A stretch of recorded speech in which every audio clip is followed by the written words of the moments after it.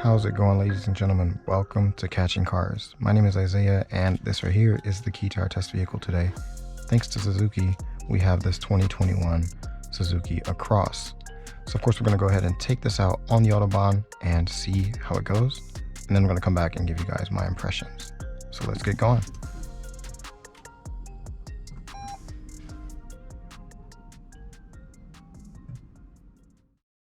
Alright, so we are on the Autobahn now with the 2021 Suzuki Across, getting ready to launch this thing. Let's just go ahead and see what it does. Of course, we're going to go ahead and turn off traction control. Is it off? Traction control turned off.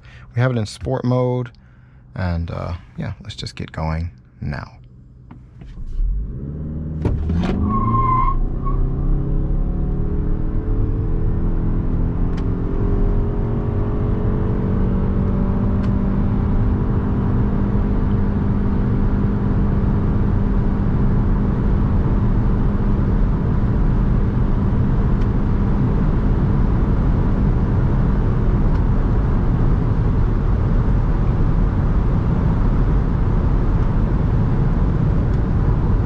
There goes the limiter.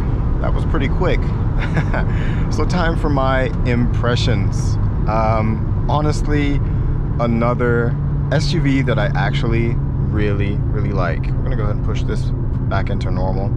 There we go. There's one feature that I really like. Just notice that when you push this button here and you put it in sport, my bad, if you turn right, put it in sport, it turns red, and you push it, it turns blue in normal mode, and I guess if you go to eco, it turns green. So that's a really cool little feature. I'm not sure if you can see that there.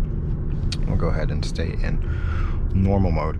So yeah, what are we dealing with here anyway? Basically, this is a rebadged Toyota RAV4. So if you haven't heard of the Suzuki Across, they may have it in your country as the Toyota RAV4 Prime. Here in Europe, we have the RAV4 and the Suzuki Across, at least to my knowledge. Really like this thing. I say that to so many cars, but let's start off with the interior quality here. This is like the softest interior quality or softest dashboard I have ever felt, and that goes throughout the whole cabin. You have this really nice soft, probably fake leather, but you know, soft material here, and the armrest is nice and padded. This whole thing is padded. Of course, further down you have some hard touch plastics, but even they're kind of grained, so they don't feel super cheap. And the overall driving experience is just super nice. I mean, it's really quiet when you're going around town, partly because it is a hybrid, of course, so you can drive around in electric mode, of course, if you want, or you can drive around with the engine kicked in as well.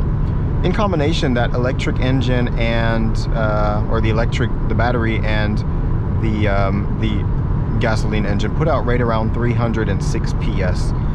So this is a real sleeper, especially here in Europe. People do not expect this thing to be so fast. We're gonna see what the 0 to 60 time was, but it should be right around under 6 seconds. So you can smoke like standard GTIs off the line, or even your regular, you know, C-Class off the line with this, no problem whatsoever. Really nice. Oh, I was driving around with the transmission in sport mode the whole time. That's why it was so loud. We're gonna go ahead and do one more launch just because we can, and then I'll come back and tell you guys a little bit more about this car and two negative things that I've noticed as well. So we're gonna go ahead and turn this knob here again. Put it into sport mode. Autobahn is pretty empty. Put this into sport. We're not gonna torque brake it this time. Let's see how it goes.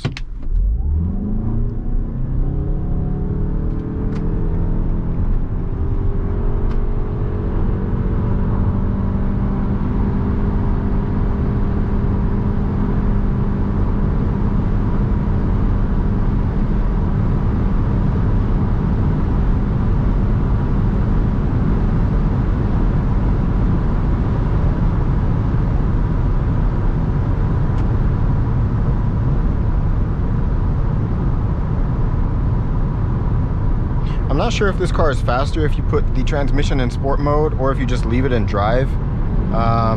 But it is a CVT anyway, so it doesn't really make a big difference. So there were two negatives that I've noticed with this thing as well. Very minor, to be honest. One was I've had some trouble with The Bluetooth connectivity, I don't know what the problem is. There were times where I just could not get my phone connected, especially like on the way here earlier. Tried for about 20 minutes, tried to connect my phone and it would not work. So that was kind of frustrating. It may be my phone, but make sure you guys check for that. And the other thing was, as quiet as this thing is, at speeds up to about 130, 140, really quiet, really nice. As soon as you go above that, so let's say right around 140, maybe 150 kilometers an hour, you get a lot of wind noise. This thing actually gets kind of loud. You also hear that, you know, gasoline engine with the CVT once you start flooring it. And I got a little rattle from somewhere back there, not sure what that was. Maybe it's just this vehicle, so make sure you guys look out for that. But overall, man, this is very high on my SUV list. Now, I'm not an SUV type of person, but this is very high on my list if I ever need an SUV, right next to the Kodiaq so far. And just because it's such a sleeper, really impressed. Yeah, but until the next SUV comes, or whatever vehicle that I'll be testing next, make sure you guys subscribe. I see a lot of you guys watch my videos without subscribing. Just subscribe if you'd like to see videos like this. I'm trying to get to 1,000 subscribers this year, so that would really help me out. It's 100% free. Just hit the subscribe button and like the video, and I hope to see you guys next time.